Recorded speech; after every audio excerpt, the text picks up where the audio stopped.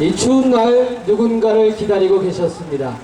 이번 대통령 선거 기호 5번 무소속으로 출마한 누군가요? 예, 노동자 대통령 후보 김소연 후보를 기다리고 계셨습니다.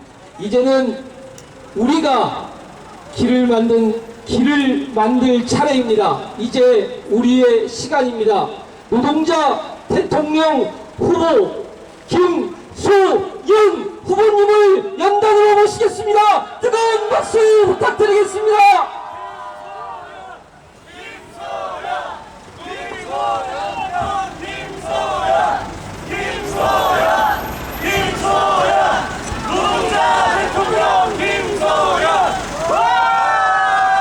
네, 반갑습니다. 시민 여러분, 노동자 여러분.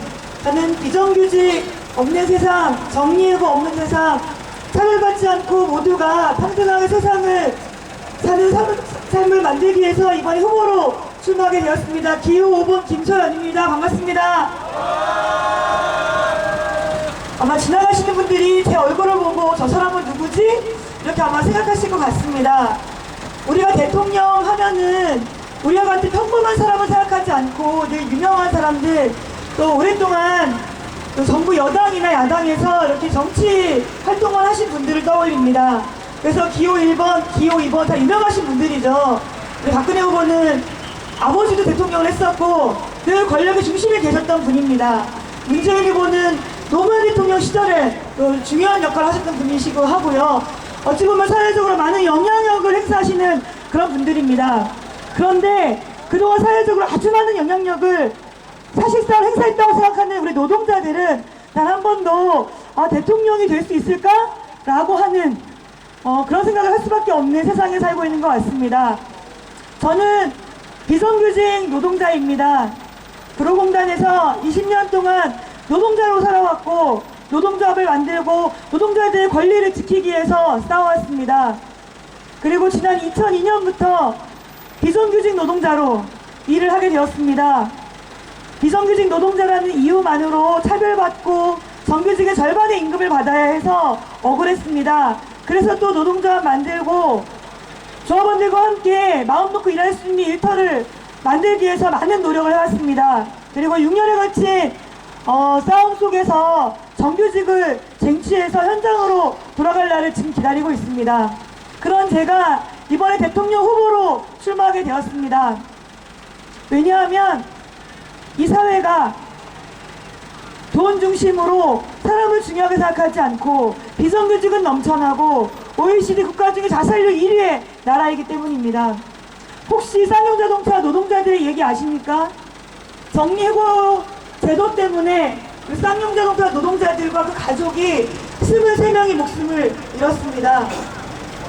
비정규직 노동자 마찬가지입니다. 아마 이 앞을 지나가는 우리 시민들 중에서도 상당수는 비정규직으로 일하고 계실 것입니다. 이미 이 땅에 900만이 넘는 노동자들이 비정규직입니다. 현대자동차, 산하청 노동자들이 근로조건을 개선하고 산하청 제도는 불법이니까 정규직으로 전환하라는 요구를 그동안 해왔습니다. 그리고 대법원에서 불법이라는 판결을 받았고 당연히 정규직으로 전환되어야 하는데 현대자동차 정몽구 회장은 이를 외면하고 있습니다. 그 과정에서 우리 비정규직 노동자들이 15만 4천 볼트가 흐르는 철탑 위에 올라가서 농성을 하고 있는 조건입니다. 지금 이 대한민국 사회에서 지나가는 시민들에게 물어봤을 때 여러분 행복하십니까? 라고 물어봤을 때 과연 몇 분이나 전 정말 행복합니다. 이렇게 얘기할 수 있을까 생각이 듭니다. 지금 이 땅은 최저임금에 허덕이는 많은 비정규직 노동자들이 있고 그나마 다행히 정규직으로 일하시는 분들은 앞서 말씀드렸던 쌍용자동차 노동자들처럼 내가 잘못한 것도 아닌데 회사의 경영에 대한 책임을 모두 고스란히 노동자에게 지라고 하고 해고되고 나면 당연히 살 길이 막막하죠. 우리는 재벌의 아들딸이 아니니까 부모님이 물려준 예산도 없습니다. 그런 조건에서 해고되면 당장에 생기가 막막한 노동자들입니다. 그런 우리에게 언제나 해고될 수 있는 이런 법제도가 있습니다. 그래서 저는 이 사회의 가장 심각한 문제, 바로 먹고 사는 문제를 해결하기 위해선 정리해고 비정규직 제도가 없어져야 한다고 주장하면서 이번에 대선 후보로 나서게 되었습니다. 지난 97년 IMF 때 정리해고 제도와 파견법이 도입되었습니다. 옛날에는 정리해고 비정규직 그런 말 없었습니다. 97년 이후에 만들어진 법제도이고 그 법제도 때문에 900만이 넘는 노동자들이 비정규직으로 내몰린 것입니다. 예전에는 청소하는 노동자, 경비 서는 노동자, 식당에서 일하는 노동자, 모든 노동자들이 최저임금의 비정규직이 아니었고요. 전부 다 정규직으로 일하는 그런 조건이었습니다. 일하면 일할수록 삶이 나아지고 희망을 갖고 자기 삶을 계획하고 가꿀 수 있어야 하는데 시간이 가면 갈수록 우리는 어떠한 희망도 어떠한 계획도 세울 수가 없습니다. 그런데 재벌은 어떻습니까? 삼성이나 현대나 LG나 이런 재벌들은 시간이 가면 갈수록 더욱더 부자가 되고 있습니다. 우리 노동자들은 뼈 빠지게 일해도 가난해지기만 하는데 이 재벌들은 시간이 가면 갈수록 돈을 많이 법니다. 현대자동차만 해도 정몽구 회장과 그 아들이 가져간 작년 한 해의 배당금이 678억입니다. 삼성의 이건희 회장과 부인이 갖고 있는 주식수만 올해 각각 남녀 1위를 차지했다고 하더라고요. 합쳐서 12조 원입니다. 감히 우리 노동자들 상상할 수도 없는 그런 돈을 가지고 있고 해마다 배당금으로 가져가고 있습니다. 그 배당금은 어디에서 나온 돈입니까? 우리 노동자들이 땀 흘려 일했던, 그래서 이익을 낸 그 돈을 노동자들에게 주지 않고 소수의 재벌들이 전부 다 가져가고 있습니다. 이 과정에서 중소기업도 어렵고 현장에서 일하는 우리 노동자들 삶도 날이 갈수록 어려워지고 있습니다. 혹시 마포대교 걸어가 보신 적 있으십니까? 마포대교 위에 자살 방지턱이 설치되어 있습니다. 하얀색 바가 설치되어 있는데요. 거기에 가족의 사진도 붙여있고 전화기가 있어, 친구를 생각해봐, 가족을 생각해, 이런 단어들이 붙어 있습니다. 전 깜짝 놀랐습니다. 알고 보니 마포대교에서 제일 많은 사람들이 자살을 한다고 합니다. 너무나 끔찍한 사회 아니겠습니까? 얼마 전 80 노모가 정신질환을 앓고 있는 40일 넘은 딸을 같이 몸에 묻고 투신을 했습니다. 정신질환을 앓고 있는 그 딸만을 두고 갈 수가 없어서 본인이 살아있을 때 딸과 함께 죽겠다고 마음을 잡수신 겁니다. 평생을 얼마나 힘들게 살았을 그 어르신이 자기 딸과 함께 몸을 묶을 때 얼마나 비참한 마음이 들었겠습니까? 사실은 그 어르신도 정신질환을 앓고 있는 그 딸도 우리 사회가, 이 나라가 보호해야 됩니다. 그것이 나라의 의무이고 국가의 의무 아니겠습니까? 그런데 정부는, 권력을 가진 사람들은, 돈 있는 사람들은 그렇게 생각하지 않고 있습니다.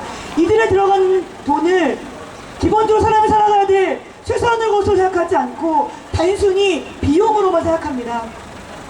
우리 비정규직 노동자들도 마찬가지입니다. 비정규직 노동자도 사람이니까 사람으로서 살아가야 최소한의 생활을 할 수 있는 그런 임금이 지급되어야 하는데 재벌들은 단순히 우리에게 들어가는 임금을 비용으로만 생각합니다. 먹고 사는 문제로 생각하지 않고 비용으로만 생각합니다. 그러니까 가능하면 어떻게 하면 좋겠습니까? 비용을 적게 드리고 더 많은 이익을 가져가야 되겠다, 이렇게 생각하지 않겠습니까? 그것이 이 사회를 가장 비참하게 만들고 죽음으로 만드는 그 핵심 이유입니다. 얼마 전 장애인 한 분이 돌아가셨습니다. 활동보조인을 24시간 보장해달라고 요구했던 장애인이었고 광화문에서 농성을 하고 있었습니다. 그런데 활동보조인이 돌아간 시간 이후에 그 장애인이 머물고 있는 집에 불이 났습니다. 세 발자국, 네 발자국만 걸어 나갔으면 살았을 그 여성 장애인이 옆에 아무도 없어서 목숨을 잃어야 했습니다. 그리고 바로 며칠 후에 파주에서 13살짜리 꼬마아이가 장애 동생을 지키려다가 또 목숨을 잃었습니다. 이명박 정부는 24시간 활동 보조인을 보장해달라고 하는 장애인들의 요구에 예산이 없다 라는 이화나로 이들의 요구를 들어주지 않고 있습니다. 사람의 목숨보다 더 돈이 중요한 그런 사회로 전락해 있습니다. 우리가 바꿔야 되지 않겠습니까? 이 땅에서 열심히 땀 흘려 일하는 노동자들, 소외받고 있는 우리가 바꿔야 된다고 생각합니다. 그런데 누가 과연 바꿀까요? 박근혜 후보는 한 번도 이렇게 서민의 삶을, 노동자의 삶을 살아본 적 없습니다. 그러니까 시장통 걸어다니면서 떡볶이 먹고 국밥 먹는 게 민생정치라고 얘기하고 다니는 사람입니다. 문재인 후보는 어떻습니까? 정리해고 비정규직을 만든 그 당사자입니다. 그래서 우리는 그들에게 우리의 미래를 맡길 수 없다고 생각합니다. 적어도 노동자로 살았던 사람, 이 땅에서 소외받고 고통받았던 사람이 사실은 권력을 잡아야 어렵게 사는 서민들과 함께 행복한 사회를 만들 수 있지 않겠습니까? 그래서 저는 정리해고 비정규직 없는 세상, 차별 없는 세상을 만들자고 나오게 됐습니다. 정리해고 비정규직 없는 세상 가능합니다. 제일 먼저 정리해고 법과 파견법, 비정규직법 없애면 됩니다. 97년 이전에는 없었던 법입니다. 그것부터 없애고 우리 모든 노동자들이 일단 안정적으로 일할 수 있도록 만드는 것, 그래야 자살하는 사람도 줄어들 것입니다. 그래야 거리의 노숙자도 줄어들 것입니다. 그리고 돈보다 사람, 생명을 중시하면서 우리 장애인들, 철거민들, 이주 노동자들 다 같은 사람입니다. 이분들이 사람답게 살 수 있도록 최소한의 것이라도 보장하는 것이 국가의 의무이기 때문에 가장 어렵고 고통받았던 우리가 그런 내용도 함께 요구하면서 쌓아나갈 것입니다. 저는 여기 있는 시민들에게, 우리 노동자분들에게 제가 이 문제 해결하겠습니다 이렇게 얘기하지 않습니다. 저는 제가 바로 비정규직 노동자고 이 땅에서 고통받고 소외받았던 당사자이기 때문에 바로 제 문제입니다. 그래서 저와 함께 여러분 정리해고 비정규직 없는 세상 함께 만들고 더 이상 자살하는 사람들이 없도록, 장애인들이 돈 때문에 죽어가지 않도록 함께 싸웁시다 이렇게 얘기하려고 이 자리에 나왔습니다. 여러분, 우리 맨날 새누리당이냐 민주당이냐 최악이냐 차악을 선택하지 않고 정말 우리 노동자들의 목소리를, 우리 시민들의 목소리를, 장애인들의 목소리를 함께 낼 수 있는 그런 후보와 함께 정말 세상을 한번 바꿔봤으면 좋겠습니다. 12월 15일 우리는 광화문에 모일 것입니다.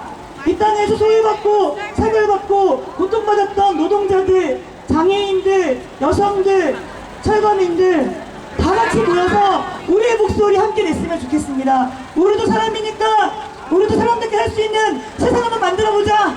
함께 목소리 내셨으면 좋겠습니다.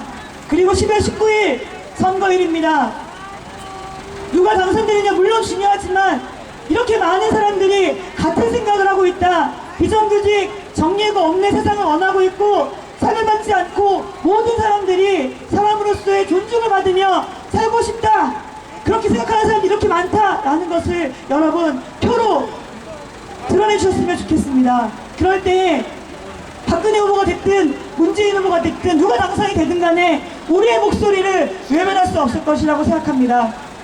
이제 누구에게 기대는 정치가 아니라 바로 이 땅에 다수를 차지하고 있는 우리 노동자들이, 우리 시민들이 정치의 주인이 되고 주체가 돼서 우리의 힘으로 한번 우리가 원하는 세상 만들어봤으면 좋겠습니다.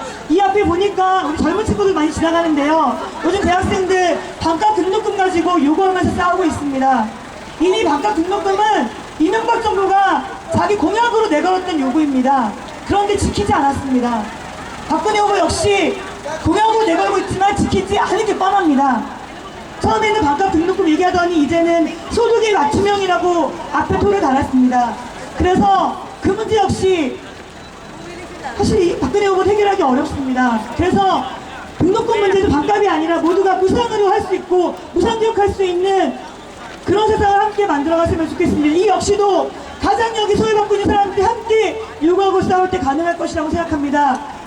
지나가는 시민 여러분, 노동자 여러분, 행복해지기를 두려워하지 말고 우리 용기 내서